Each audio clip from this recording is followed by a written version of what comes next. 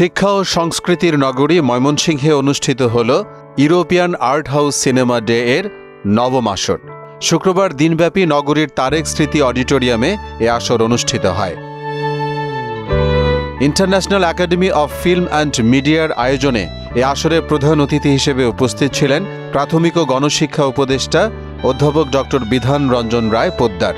ময়মনসিংহ বিভাগীয় কমিশনার মোহাম্মদ মুখতার আহমেদের সভাপতিত্বে অনুষ্ঠানে উপস্থিত ছিলেন ফ্রান্সের রাষ্ট্রদূত Marie Masdupuy, Mymensingh range DIG doctor Mohammad Ashraful Rahman, ভারপ্রাপ্ত জেলা প্রশাসক মাহফুজুল আলম মাসুম, সাংস্কৃতিক ব্যক্তিত্ব ডক্টর প্রদীপ চন্দ্র কর এবং ইউনেস্কোর বাংলাদেশের প্রধান ডক্টর সুশান ভাইস। আমি বাংলায় যদি বলি কথাটাকে এইভাবে, যে মানব জাতি যা সৃষ্টি করেছে সবকিছুই কালচার। তা হতে পারে এই ধরনের কোনো দৃশ্যমান বস্তু, হতে পারে কোনো কাস্টম, হতে পারে আমাদের কোনো বিশ্বাস, সবকিছুই culture. Think of also in that very joyful day. Power of cinema as a force for good. Thank you.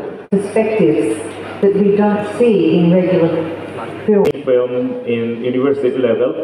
So it's to create a national and cultural identity for all of us. Because more people, more and more cultural activists to make film.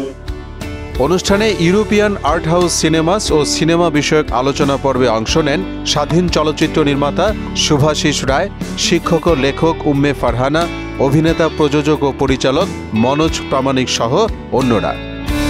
সুদবিহীন ব্যাংকিংয়ে আত্মশুদ্ধির পথ NRBC ব্যাংকের Islamic banking আল আমিন। দিনব্যাপী এ আসরে European art house চলচ্চিত্র প্রদর্শনী, cinema নিয়ে আলোচনা, ময়মনসিংহ নগরীর ঐতিহাসিক স্থান ভ্রমণ, স্থানীয় সুস্বাদু খাবার এবং বেশ কিছু ইউরোপিয়ান আর্ট হাউস সিনেমার পাশাপাশি একটি বাংলাদেশি স্বল্প দৈর্ঘ্য চলচ্চিত্রের বাংলাদেশ প্রিমিয়ার শো প্রদর্শিত হয়। মোহাম্মদ পালিউল্লাহ, মোহনা ডিজিটাল।